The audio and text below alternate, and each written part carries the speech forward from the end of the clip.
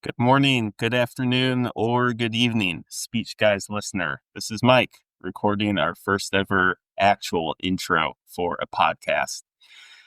Today's episode is the speech given by Pope John Paul II in June 1979 in Warsaw, Poland.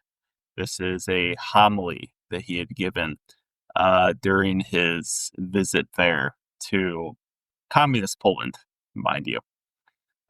Which was a particularly challenging environment for the Catholic Church to grow and thrive in. So, with this episode talking about this speech, we have myself, Ross, Landon, Matt, and special guest star Father Rob Johnson of the Diocese of Springfield, who is Ross's better looking, perhaps older brother. Their voices sound extraordinarily similar, so you'll have to do your best to try to keep up with each of their particular sounds on there. So we hope you enjoy it. Thank you very much for listening, and we will talk to you later. I will talk to you later. When you see the road from every direction, it will give you eyes, give you hope, it'll give you perspective. I've been back and forth, and yeah, I had my crashes. Now I've seen the road, it goes every direction. We're the Speech Guys, and we have a full house today. On the call, on this new episode, new series, we're talking about some new things tonight. We've got Michael Schaefer, Matt Schultz, Ross G. Johnson, myself, Landon Free, and a special guest, Father Rob Johnson. And our host for this program is Ross. Well, I'll turn it over to you. Thank you, Landon. So I'll just do a quick shout out to the guest tonight. So Father Rob Johnson is a priest for the Diocese of Springfield in Illinois. He's a co-host of the popular podcast Three Dogs North, and he's related to one of your regular hosts. And you have to wait to the end to find out, everyone. So for tonight's speech, we decided to switch it up a little bit. We've been in America, we've been in U.S. history, we've been kind of in a little bit of a rut there, we felt like. So we decided to switch the theme a little bit. So I was kind of thinking, so far we've done a ton of politicians, a lot of political speeches, presidents, things like that. So I was kind of just trying to think of, or me and Mike were talking, and we were just kind of trying to think of other world-shaping things and what else is there other than religion. So we decided to do this next theme is speeches about God. Ross, Yes, Mike. where were we discussing this topic for a new speech series? I believe we were in my car, but we're on the way to Landon's wedding. So you're right. We should all we're going to toast Landon. You guys have probably noticed he's been gone a little bit this summer. He was busy getting ready for the wedding. So our fans, they've missed him. He's back. He's married. He's got a big old ring on his finger. Cheers to Landon and Lauren. Cheers. It was great. It was a fun night. I enjoyed it a lot. Landon, when I walked up to the bar at first, I saw the prices and I thought that it was a not open bar. Not only that, but it was like $6 or $7 per beer. I was going to rip up the check I gave you. It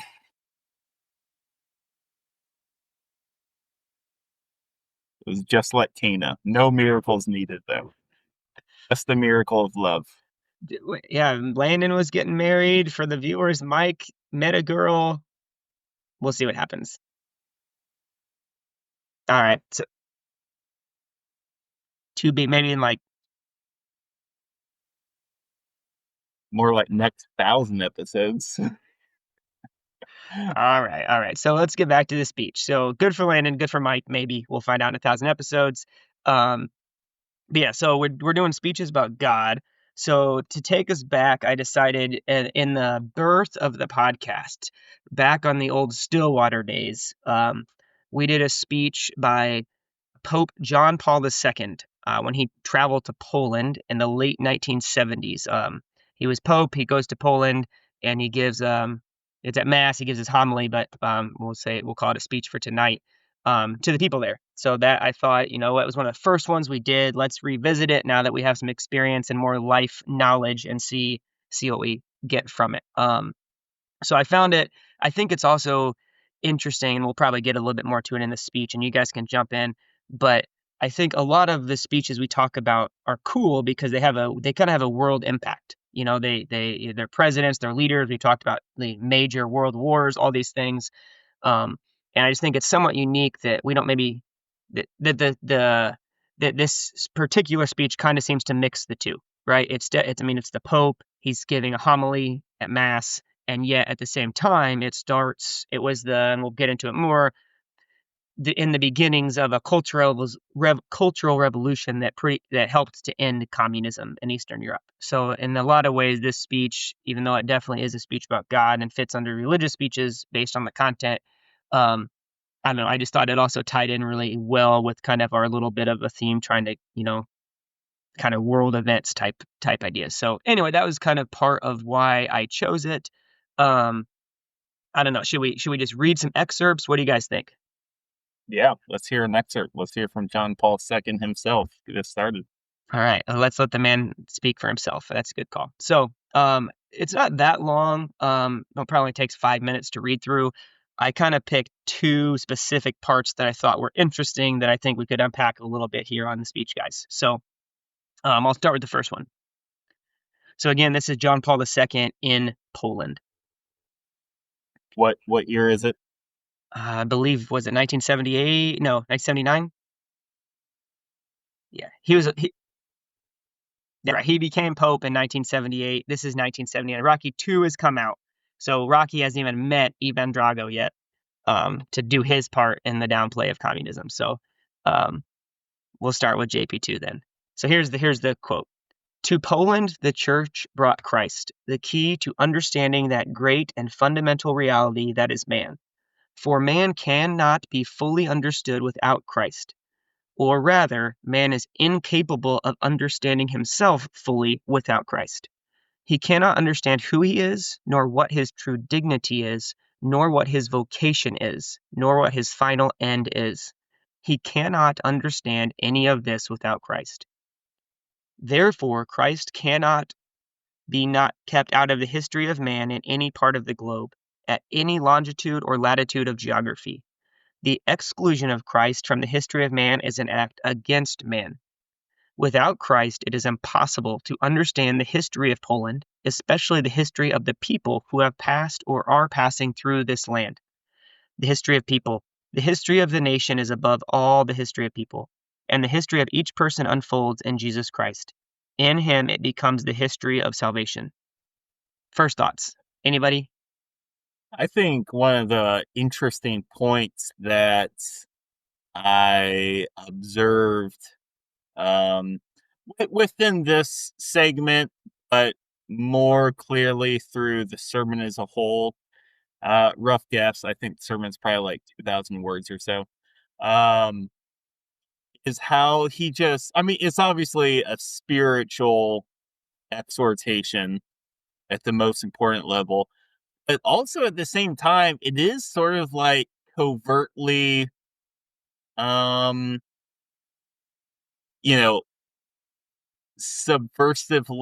political.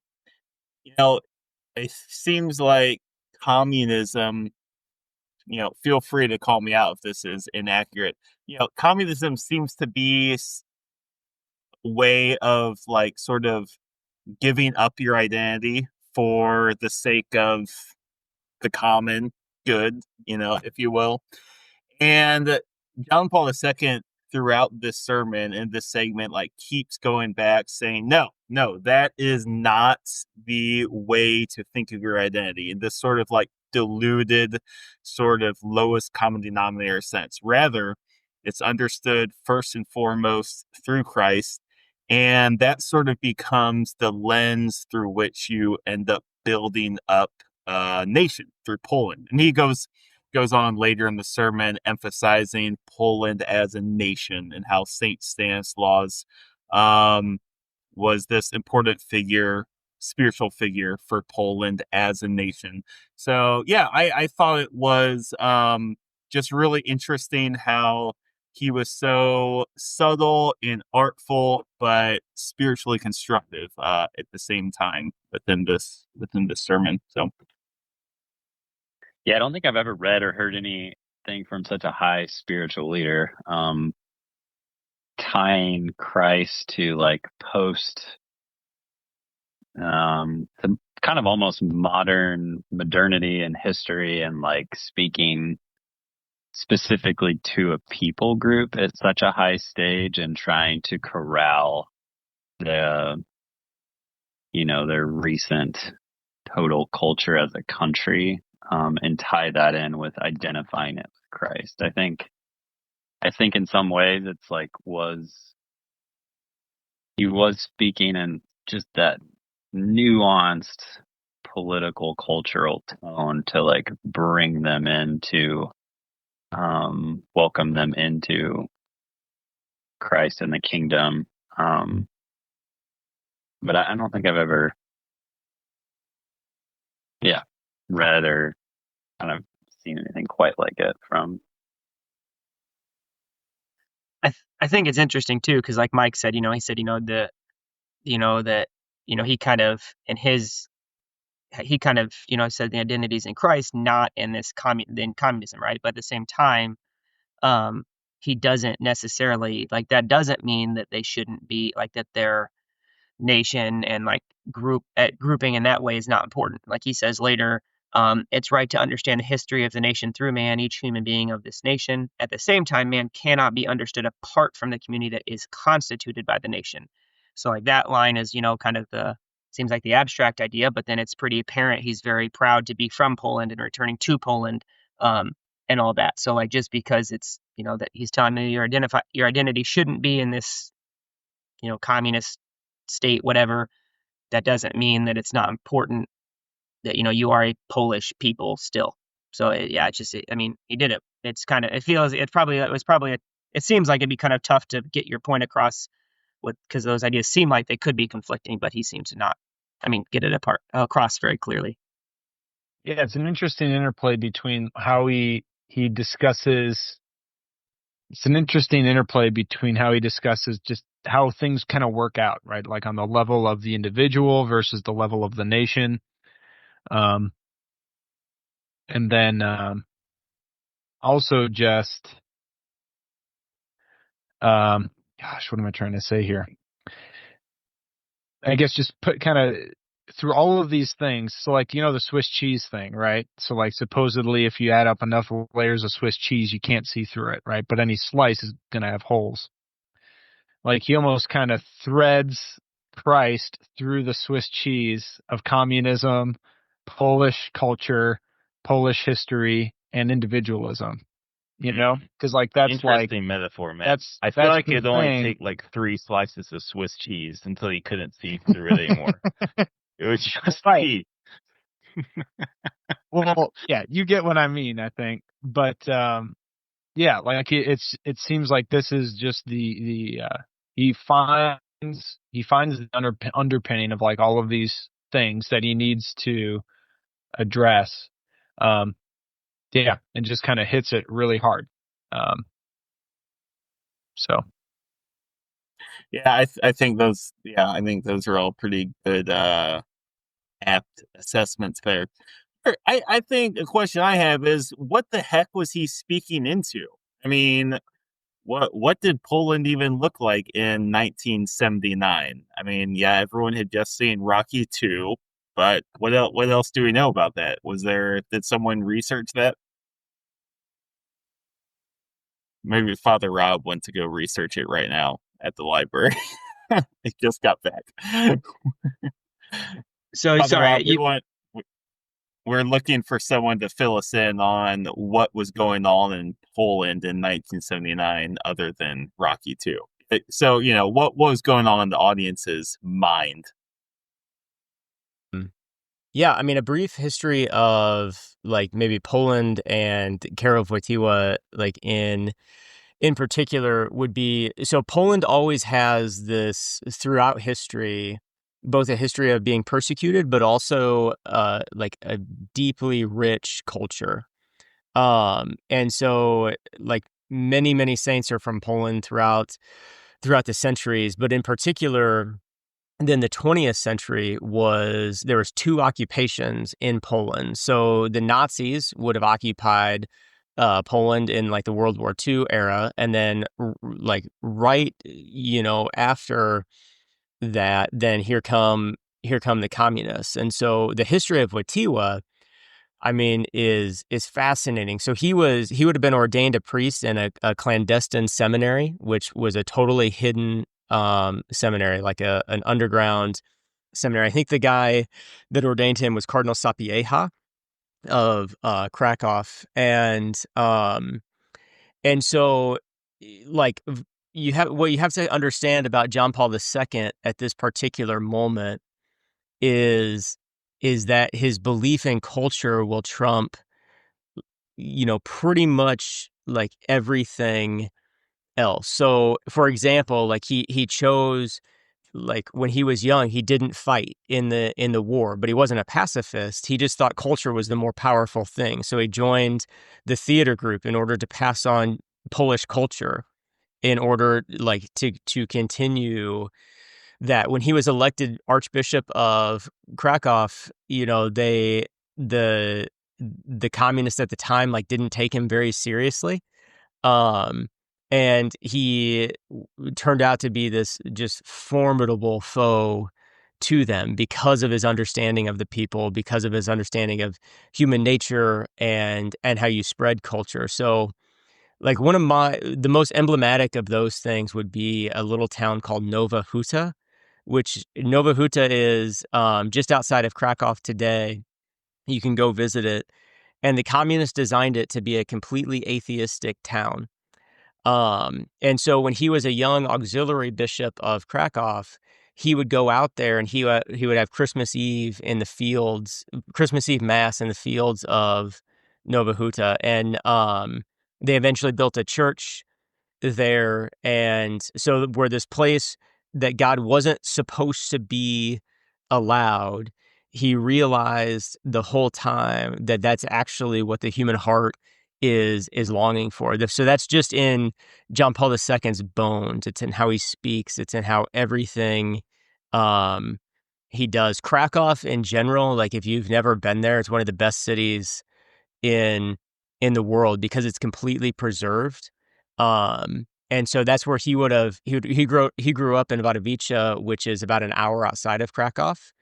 But Krakow is like, oh my gosh, it's I've heard it compared to like Prague, maybe as a comparison as far as like the cultural influence of it. But it's still very accessible to go to today. It's very cheap to go to today. The Jagiellonian University is where Wojtyła would have went when he was young, and the two most famous, pupils of the Jagiellonian University would be Karol Wojtyła and Copernicus. So those are the two kind of, and many others, but two of the major figures that came out of there. Anyway, so that's a little bit about him, like what he's thinking about in coming back to Poland. So it's this people that for like decades and generations have been told that their culture has tried to have been wiped out like again and again, and they've held on to their culture. The only other thing to know, like about the speech in particular, what's so significant about it is that when the Pope speaks, what's very unique about it is that he does speak as a spiritual leader, but he also speaks as a head of state. So that's why some of the dynamics are so tricky, like in this, that he's able to navigate. So another good speech for you guys to examine at some point, I think it's in 1995 that John Paul II talks to the United Nations. And it's one of like kind of the great political in the true sense of the word, not in the modern like polarization of politics, but but trying to reach men and women of goodwill. Like his 90s UN speech is one of the greatest ever as an example of that. So Wojtyła has this like kind of trial by fire understanding of suffering. He's obviously a world-class intellect. He's navigated like harsh persecutions as a leader. On top of that, when I was in Krakow a few years ago, and it was very interesting. So like the tour guide that took us to Auschwitz was, he wasn't that old, but he was old enough to remember like when he was little, Cardinal Wojtyła like going around for confirmations and everything like that. He was from Krakow. But he was saying that in Poland, the leaders of the people were the bishops. Like it wasn't really the government. The government had in a sense fled during the different persecutions, but the bishops were very, very strong throughout the 20th century in Poland. So Sapieha was the guy who ordained Wojtyła, and then another like big figure from that time would have been the Archbishop of Warsaw, which is, I don't know how you pronounce it, but it would be like Wyszynski is his name. Very big mentor towards Wojtyła, but then Wojtyła is elected John Paul. So John Paul brings all of this experience like back to Poland, where this kind of drama then of communist oppression in the 20th century is going to take center stage. And that's the unique thing about him as both a spiritual leader and a head of state, is that from his belief in who Jesus is that he can speak to all men and women of goodwill. And so that's where you start to get a lot of his language of like Christ being the center of human history, and that he can talk to men about the human experience through the person of Christ. So to understand that, you'd have to read probably like his first encyclical, which was Redemptoris Hominis, which came out a couple months before this. But that's kind of the foundation that he's standing on here in order to give this homily. So two things. One, I guess, and you kind of said it, but just to make sure all of our maybe non-Catholic listeners know, Karol Wojtyła was his name, and then changed to John Paul II when he was elected Pope. So just in case anybody was lost. But I think the thing that kind of jumped out to me from all of that was like, okay, so you've got this, John Paul II, he's from Poland. He has all this experience. He suffered a lot. I know he also lost a lot. I mean, all of his immediate family, I think, had died by the time he was like 20 years old, his parents, his siblings. So he just had all this experience with loss himself, being from Poland with all these oppressions and things.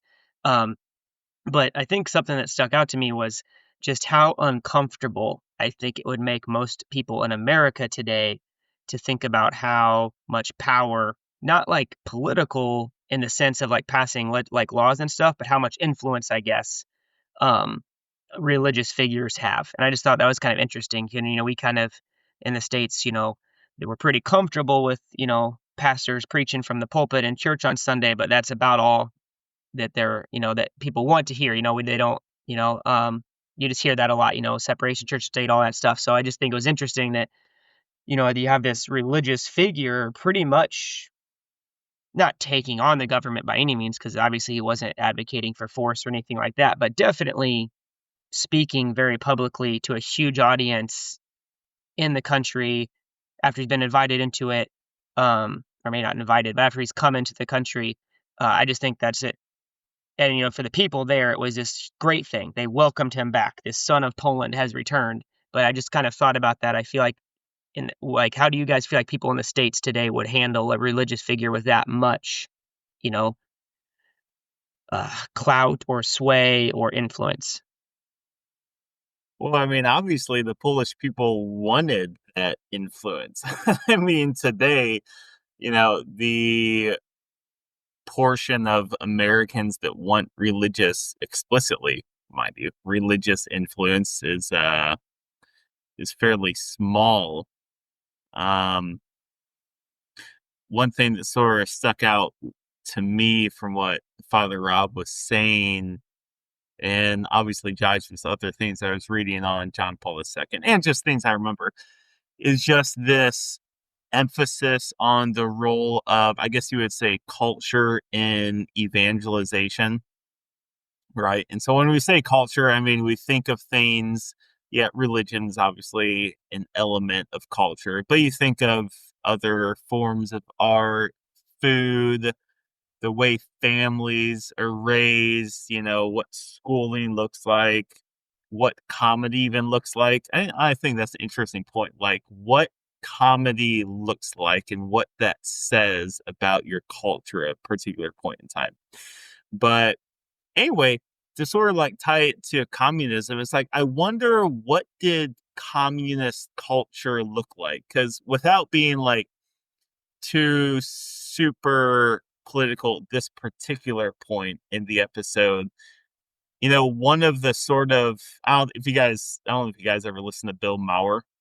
He's sort of like become one of these people who is on the left but criticizes the far left. And one of the points he makes is something to the effect of like just how humorless the far left is, right? Like just the inability to make fun of themselves, which is, as John Paul II recognized, is a really important part of culture. And is that a kind of like indicator, if you will, to the capacity for a particular kind of government to endure? Like, right? If people cannot laugh in a way that resonates in the context of this broader system of living, does it even have the capacity to endure?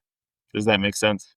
Yeah, I mean, I think I know laughter. I think I don't know, Aristotle probably just described that as like or I think risibility is kind of the old term, but um, like laughter is basically a sign that there's some sort of reason in a thing, right? So if we live in a culture where laughter or yeah, just making light of things is so yeah, it's just not a lot. I think that's kind of a sign of lack of reasonability. Um, but yeah, and I think it just speaks to the deep understanding of what it means to be human. Not just theology or like these kind of abstract ideals, but JP2 just throughout his life, even as like a priest before he really got um a lot of I guess a higher degree of authority, was just really seemed to understand, because I know he did a lot of like youth group stuff with families, going on hikes and skiing and stuff. And just really had a sense for humanity, which is obviously a big deal. And I don't know if this is too early to throw this in, but there's an interesting memorandum that, because Mike, you mentioned, what did communism look like in Poland at this point? So there's a memorandum sent to the Soviet school teachers in Poland about JP2, and it reads: "The Pope is our enemy. Due to his uncommon skills and great sense of humor, he is dangerous because he charms everyone, especially journalists, because he goes for cheap gestures in his relations with the crowd." I'm going to skip forward here. Because of the activities of the church in Poland, our activities designed to atheize the youth not only cannot diminish, but must intensely develop. So, yeah, you mentioned the humor. You mentioned, or I mentioned, I guess, is just kind of understanding of humanity. And I think that's very, very adept that the Soviets like really picked up on that and were very, very consciously trying to work against it. Yeah, I like that, Matt. I've never heard that. That's really good. And I think to keep going back to understand the significance of the speech, keep going back to the context of what the Polish people would have been feeling at the time. And even so, like John Paul's whole, a little bit more context on him too, but his whole thing of the human person is that a human person can never be a means to an end, ever. And so that's really where you get his whole like theology of the body. That's where it's grounded in. So much of his work and teaching is grounded in that. And he takes that from Immanuel Kant, who, is not a Catholic philosopher by any means, but he kind of baptizes that. And so he's telling these people that's why it's so important to understand this as, like, it is a homily. Yes, it's coming from the Pope, but he is speaking here to human beings. He's not just speaking to Catholics. Now, predominantly the people in Poland that were listening to him, yes, were probably Catholic. But to really grasp the significance of the person and the moment, and like why it had the impact that it did, is he speaking to each person who have been told by this philosophical system that they've been governed by, that they are in fact a means to an end. They're this like cog in a machine at their essence. And that's what he's speaking to them. No, like, that's not true. That's not who you are. And then he answers that with the person of Jesus Christ. But he's giving that like a rational grounding to address the human person. So, like, thinking about the people he's speaking to, then, first of all, Matt, yeah, that I don't know, I did not get that either. I don't know if you didn't post that in the outline or what. That memorandum. I can't talk, but Looking right at it, Ross. okay, all right, it's probably in there. Yeah. I wrote the outline, but that's just like terrifying. That they, I mean, I don't know. To me, I mean, I guess we haven't talked a lot about. I guess we're kind of assuming our listeners kind of understand a little bit, maybe about the oppression of this communist government and regime, but man, that's just scary. But anyway, so Now, yeah, go ahead, jump in. can I comment just a little bit more on that memorandum, if you will? You know, you read that, and yeah, it frankly, from our position, it sounds like something from like 1984, right? Something that someone wrote, something that's not real, right? Like, oh, how can someone get to that point where they would articulate themselves that way? But man, what I've learned, it's partly from just growing up, right? Growing old and kind of giving me a little bit more of nuanced interpretation of being human. But man, people, I mean, I've heard this on so many different podcasts of so many different, um, I guess just to put it very simply, like philosophical positions recently over the past year. It's like people have, and Father Rob would be great to kind of comment on this a little bit, like, Nietzsche said God is dead, right? And often a misinterpretation of that is like he was celebrating that. It was more like just an observation of the way that culture is going. It's like God's dead. And from what I remember, if you keep reading or read before that, this is all secondhand from the Art of Manliness primer on Nietzsche. Their point is that, no, he was emphasizing like God is dead. Now, he didn't believe in God, I don't think, but he recognized that formal religion had such a critical knitting effect on society, right? And yeah, we can reject God generally as a society explicitly, but we will find a space for God slash religion slash things that are, you can't exactly prove, but are still somewhat expressed in reality, right? And gosh, I let me tidy up this thought a little bit. The point is, oh gosh, how can I tidy up this thought? Bring it home. 17 seconds, Mike. I read this memorandum. I think of different things that you see expressed in current events today, and similar to this, not that it sounds the same, but it sounds similar in its sort of religiosity, right? In an age where we're like, oh no, we're not religious, or at least a lot of voices sort of express that. But so might edit that bit out. But anyway, maybe some little bit fell there. Give me a 10-second recap of what you just said, Mike. Look at that. What a great podcaster. Yeah, looking at the memorandum that Matt uncovered there, the Pope is our enemy due to his uncommon skills, et cetera, et cetera. We can read that today from modern perspective, I think a lot of people, and be like, oh my gosh, that sounds so crazy. That sounds so propagandic. That sounds so unfounded in reality. But thinking about different ways that certain intellectuals comment on the state of society with respect to things, things like COVID or anti-racism in the academic sense of the word. Um, they appear in this context, social context, where religion, organized religion, has taken sort of a back seat. But the point that I'm trying to make here is that, like, religion is just wired into us. And we see that in the sort of like Soviet propaganda. They tried to get rid of religion, right? But it just manifested itself in this other way, like this really ugly way, right? So even that ties back into of like just a discussion of culture, which that's John Paul's, that's his great emphasis in everything that he does. Culture is cult, so it comes from worship. So in a sense, your culture is based on what you worship. Like that's kind of the basic way to understand how to build a culture.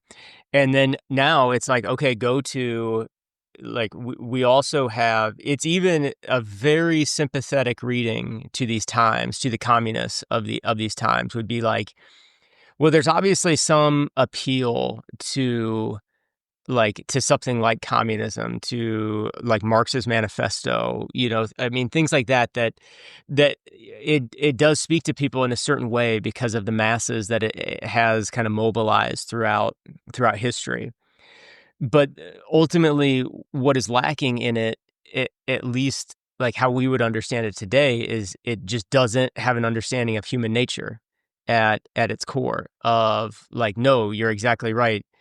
Like you'll always have a religious people. That is wired into us. And so an interesting, like, maybe even like postmodern move to that is go visit Krakow today. That is kind of untouched and it's untouched actually because the Nazis live there, so they didn't destroy the buildings there. But it's this colorful city, and it has these like magnificent churches, and um yeah, it's the most Catholic place that I've ever been to, honestly. But like, you don't have to be Catholic to love it there, because again, it's the most like unique and alive place that you could ever go to, versus go to a city that, like, um the communist philosophy built. So like portions of Warsaw, or wherever, I mean, that's many cities that you could go to today. What do you see? Like, it's gray, it's drab, there's this certain like sterilization of life, like through that mentality. So you can kind of answer that in a way of, yes, you're absolutely right. We are religious in our bones, of like, we're going to find something to worship. And a unique, for like our era, I think, opportunity then is to say, well, go see what matches up to your experience. Go see what speaks to you most deeply as a human being, that wants to love in your life, and wants your life to be about something bigger than yourself. And you can start to, like, get a grasp on, not necessarily the scale of a John Paul II, but like that emphasis of culture that he's talking about here. So thinking about and just jumping forward a little bit then, so just to keep things moving, but so we've got this Polish culture that John Paul II is trying to build up, this people that have been oppressed, that, what has this longing for, more, and to be told that they're not a cog in a wheel. So, like, a couple cool things, I think. So to kind of get away from the him giving it and his time there in Poland, but like then the reception of it. So we got to still cover that, right? So like, what did the people? How did they receive it? Um, so I saw a couple different things. So I don't know if we know the exact number, but the people started chanting when he was speaking, "We want God." And I believe was there 1 million people there? Was that the number? What was does anybody remember? 2 million. 2 million. Not the world record of 10 million Not- for a certain man's funeral, Iran, but it's a different Wikipedia page, different podcast. So not the biggest event ever, but 2 million people is a lot of people. And the 2 million people in attendance, which I believe the Soviets had told people like videoing it to not show how big the crowds were, again, because they just didn't want to admit the influence that he was having. But 2 million people started chanting, "We want God," for 15 minutes. And I was just like, that's almost, sorry, population of Poland, is that what you got?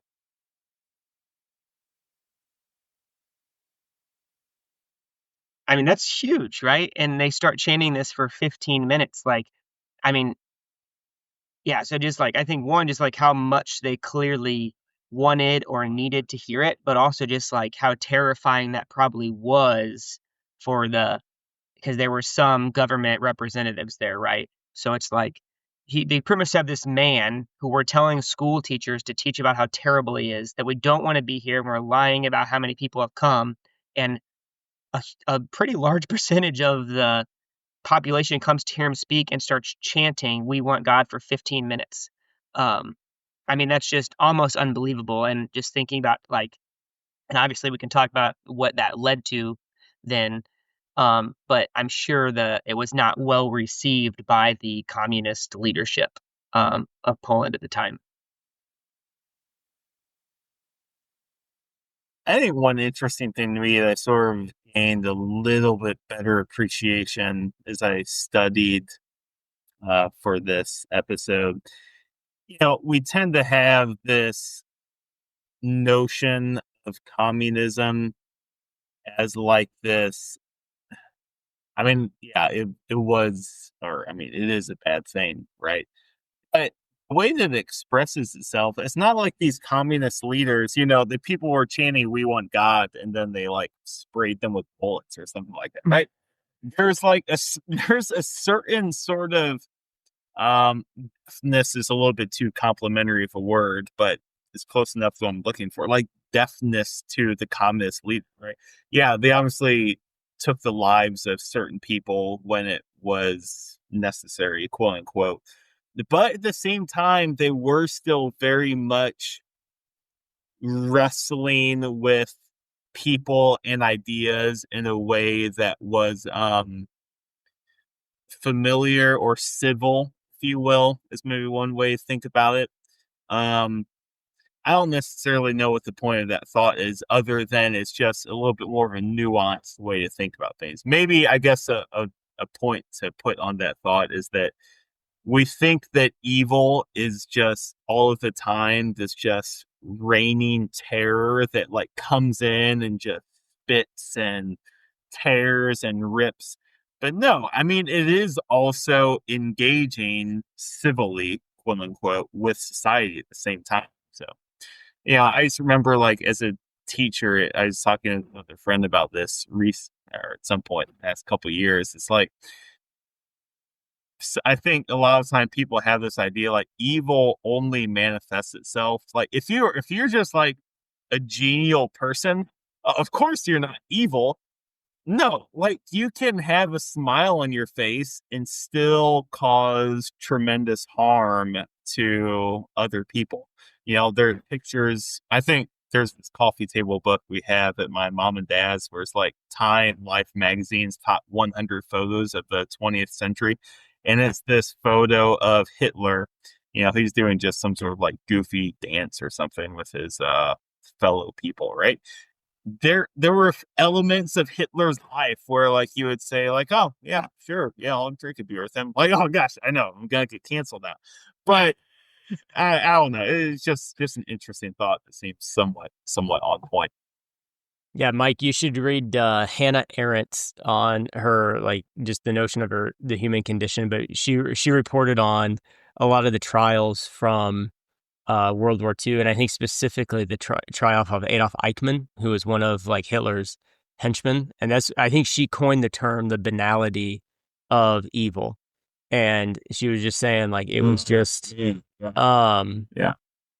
it was just he was just kind of like following orders in a way. So you read it and you're like, wow. I mean, it's scary because like that's also kind of the flip side of human nature of like what human beings are capable of.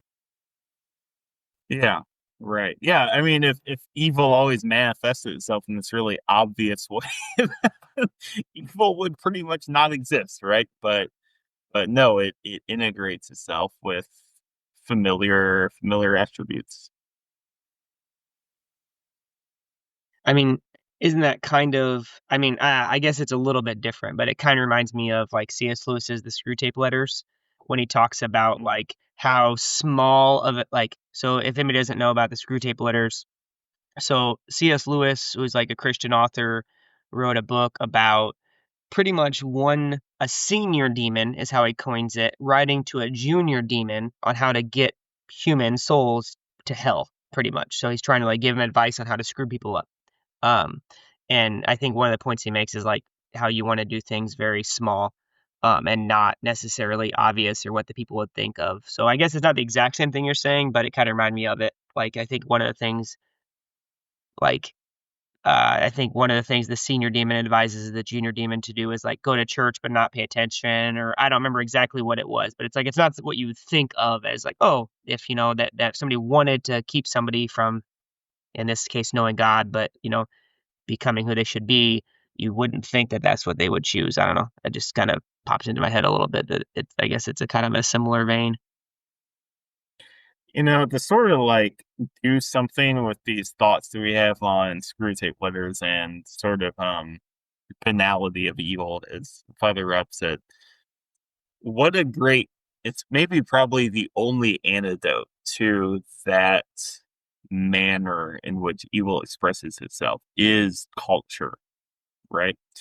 Because I think of, well, you guys as my friends and other groups of friends too. Pope or John Paul II was big on, yeah, kayaking, camping, cool stuff like that, right?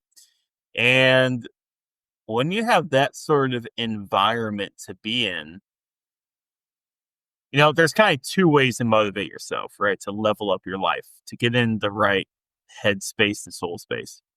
You watch like a TED Talk or 5 minutes that will change your life from YouTube, right? And that like kind of fires you up for about 9 minutes. Or you have these, once or twice or 3 times a year experiences with friends where you have great conversations, right? You do something fun, maybe mildly challenging, and it changes you in certain ways, right? Because as culture is, it affects you in all these different ways. And oh gosh, where's my point? The point is, the way I'm sort of imagining it is the way that affects you, that sort of like micro culture, if you will, that canoe trip with John Paul II or whoever is that John Paul II in your life. I'm just doing like a thought experiment here. It's like you want to live that ideal life, right? When you're on these canoe trips, you're like, oh man, okay, guys, you know what? I'm going to do confession once a month and I'm going to lose, 9 pounds and I'm going to go ask that girl on a date, right? You idealize this ideal self in your mind when you're within this microculture space. Like you toss out anything that has the slightest stink of evil to it, even if it has a smile on its face.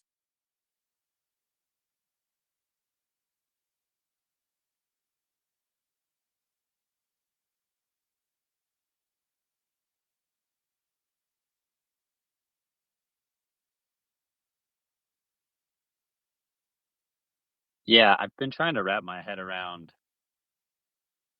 I don't know, communism seems like so distant. If it exists in the world today, it's really far off, or, it was very prevalent still in the 60s, 70s, 80s. Like, what was it like? What would have been like in Warsaw or Krakow? And, there's 2 million at JP2's rally, but there's another 30 million where they like living large and having fun. I don't know. I just wonder the comment on culture and I don't know, living joyously is like some of the absence, clearly the architectural drab of communism and the lack of color or anything. Like, is communism almost like the absence of culture and just like we're trying to make everyone so similar that any, uniqueness or difference. Great question, Landon. I read an article that speaks precisely into this. But I've been on the stage a lot here. So does anyone else have, maybe someone read a book on this topic. And speaking of books, Mike has a short pamphlet entitled Mike's 5 Tips to Change Your Life, available on the website, of course, for only $7.99 plus shipping and handling. $799, mind you. 799 euros. No, I mean it's not doesn't completely answer your question, but it is an interesting, relevant point. It was an article written by a young woman. She's a little bit older than us. I mean, more like 40 or so. And sounds like someone who was sort of like middle class growing up in communist Poland. And how she described it, she didn't wish that they were back in communist Poland, but she did express a certain kind of nostalgia for it, particular to the nature of communism, it seemed like, and the way it manifested itself in Poland. And how she described it is that things moved like really slow. They waited in lines a lot. No remote controls. They had to get up and change the TV station. That sounds like my childhood, honestly, those two things. So, and it's a helpful point of contrast, like post-communist Poland, things move super fast. You sort of like express discontent at like the rat race that we're sort of familiar with in the West. Yeah, trying to keep up with things, if you will. So yeah, it's sort of interesting, and I thought a fairly fair assessment of things. But yeah, I mean, yeah, what was the best life, quote unquote, like for the communists? Yeah, that's a good question. I don't know. I mean, yeah, Ivan Drago, but he lost, and his son lost too. I think 34 years later in Creed 2 or 3. Creed 2.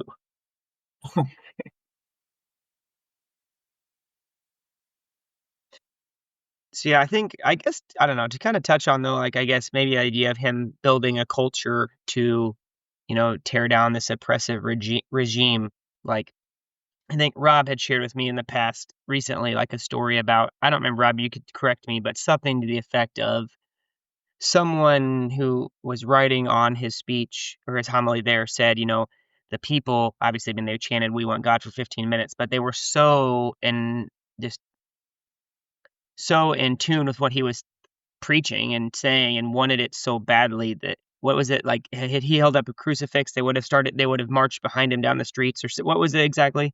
There's a story, I think it's from Witness to Hope by Weigel, and I could have that wrong, which I read in college. But I don't know that it was in Victory Square, but it was on this trip to Poland, like his 9 days there in 79. And at some point he was out on a balcony, and it was late, and he was singing like just kind of Polish carols and Polish songs with the youth that were gathered around him. And I think it was actually the crowd that started to hold up crucifixes like in their hands. And the reading on it very much is they were telling him, like, tell us what to do. In a sense, like they would follow him wherever, whatever he said.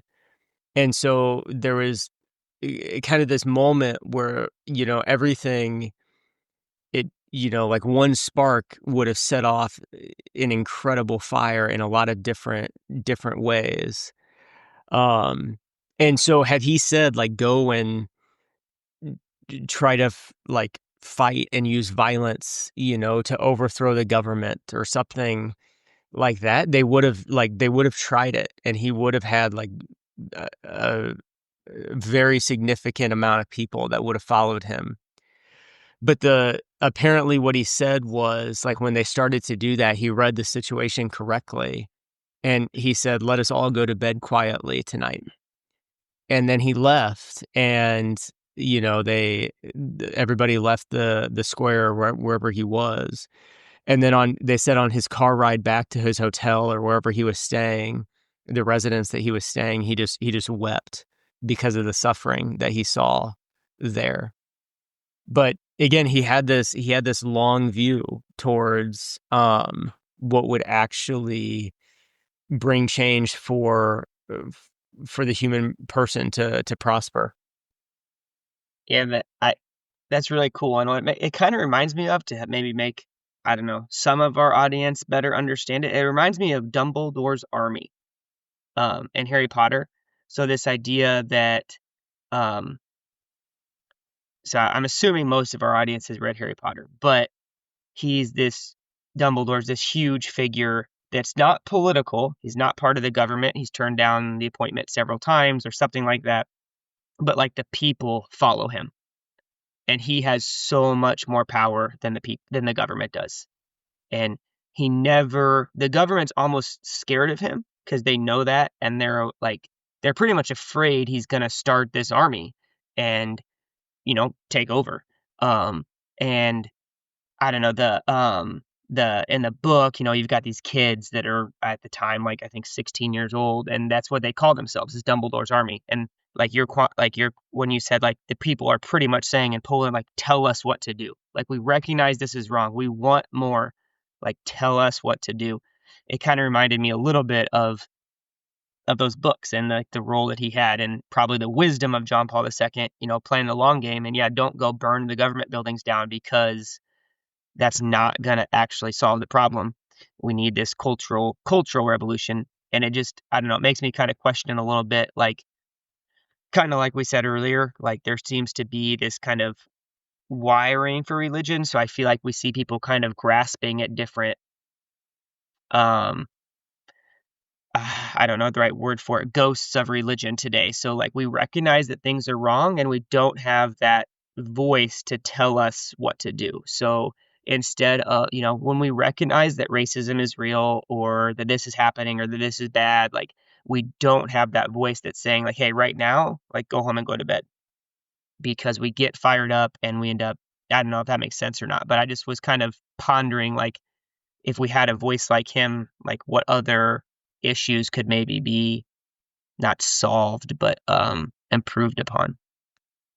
Man, ghosts of religion. Ross, did you come up with that term right now? Literally, like, probably about a second before I said it. Yeah. That's great. You nailed it. Trademark that. Yeah, man, we don't have any voices that tell us to go to bed.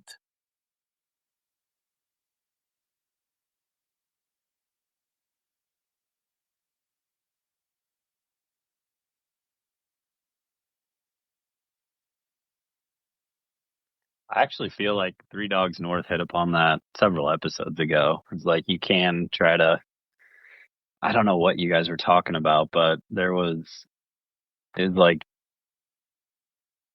I don't know, watching YouTube videos or like reading all the blog posts, and it was like, you just need to, like, tend to yourself and your family, and, like, go to bed and pray, and, like, it was like something you had a good term for, like, just end the day, let the day die. I think. But lucky for our fans, we're gonna go all night long. Put it to bed, breath. Yeah. I mean, there's so much wisdom in that, right? Because the internet and social media gives us the illusion that that you can solve whatever problem is boiling in your brain, right? Oh man, I'm just gonna comment on this next video, or I'm just gonna watch the next video to get a better handle on things, or I'm going to whatever, right? And there's always more videos, but that's not the way that our brains work. Because people, you stop listening. Maybe they've stopped listening by this point in the podcast, and and we need to be cognizant of it. I mean, it's like I'm half joking, but I mean that is, or even in that like argument with a spouse for those of us who have one of those, or just anyone you're committed to in your life, right? Like um you want to say that one last thing, you want to one up them, but there's a tremendous level of maturity when you realize even if your one upmanship is like accurate, that's not the prudent thing, that's not the responsible thing, that's not the moral thing. And yeah, we need that JP2 to tell us to go to bed, literally and metaphorically. Anybody have any big thoughts left out? Like anything you heard in the speech that was like, oh, that's cool, but like we just haven't gotten to yet before we close up?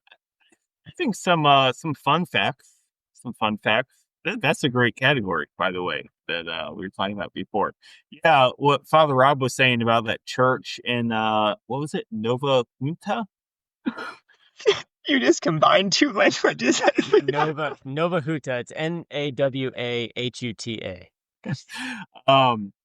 Yeah, that church that they end up building. There's a big crucifix that they built there, and the crucifix was built from shrapnel of Polish soldiers that different people around Poland had sent in, which I thought was pretty neat.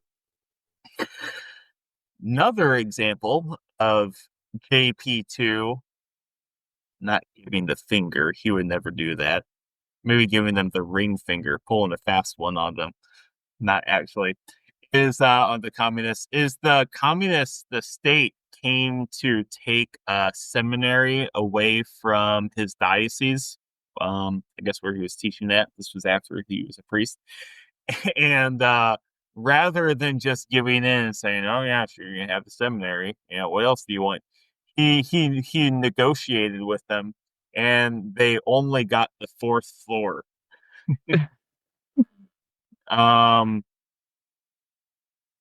Any other fun facts?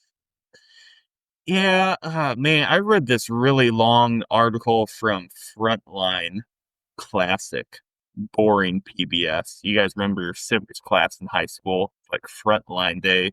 That's all right. Any video was awesome back in high school. Um, there's this really long article on JP2, and it was sort of interesting. They were sort of remarking how there was a couple of authors who made the case that he was like this really political priest working underground, sort of like having a liberation theology sort of color to his ministry. But the article ended up taking a different direction and saying like, no, he really wasn't that, which I think is kind of, oh gosh, thank you, phone. I thought I silenced that. Which I think is consistent with what we were saying. But no, he took more of this nuanced cultural approach, et cetera, et cetera. And anyway, it was just interesting coming from, obviously Frontline is non-Christian as you can get. And it was just interesting the manner in which they sort of affirmed that approach and saw the truth in it. Oh, and something else too is that, they found that the most reliable accounts of Cardinal Wojtyla's work as a priest in Poland was from the Soviets or from communist Poland, because they were the ones who kept the documentation, like the memorandum that Matt was reading earlier. So anyway, yeah, those are some of the fun facts that I wanted to throw in there at some point. Awesome. I would say my last word would be just an encouragement for anyone that may be listening to read John Paul. And especially in light of, I don't know that there's another figure, at least right now, with like his lived experience of these like different regimes, but then how he was able to apply like his belief in the human person, which did find its fulfillment in Jesus, in everything that he was about. But he, more so than anybody else, like when he addresses his letters and his encyclicals to he kind of goes through a list to like his brother bishops, to the faithful, but then to all men and women of goodwill, of like he had this ability to speak to the human person, and his understanding of the human person was extraordinarily developed and like very, very sophisticated and just very, very on point in every aspect, and it's more important than ever today.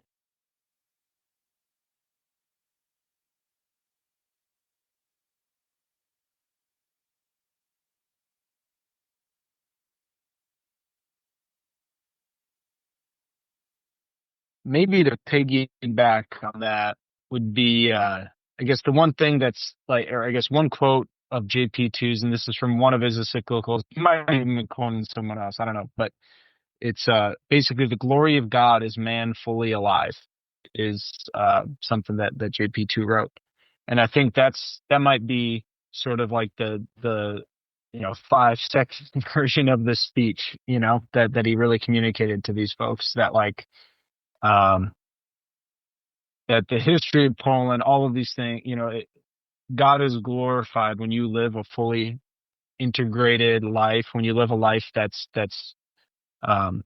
just very full. And yeah, I mean, there's certain regimes that just don't allow that. So you just do whatever that is, I and don't like think we inevitably the regime will fall, just because it's not big enough to. Well, Saint Irenaeus all said that the God glory is of and God that is God man created fully humanity. alive. Can we get a fact check? Steve just called me. Steve sent me an email that is in fact Saint Irenaeus.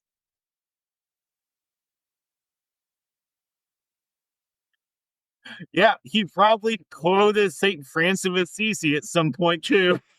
Do you know the next line though, Schaefer? Whatever. I thought glory of God is man fully alive. Quoted it in encyclical. And do you know the And next I said line he from might have Irenaeus? quoted it. So. Yeah. And the glory of man is the vision of God.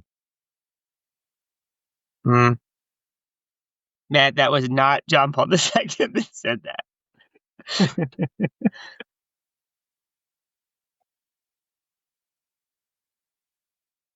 I don't think he disagreed with it.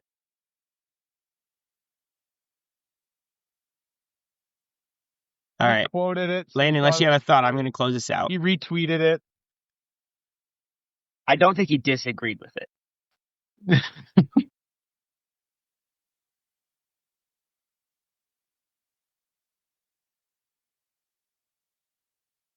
Yeah, I didn't.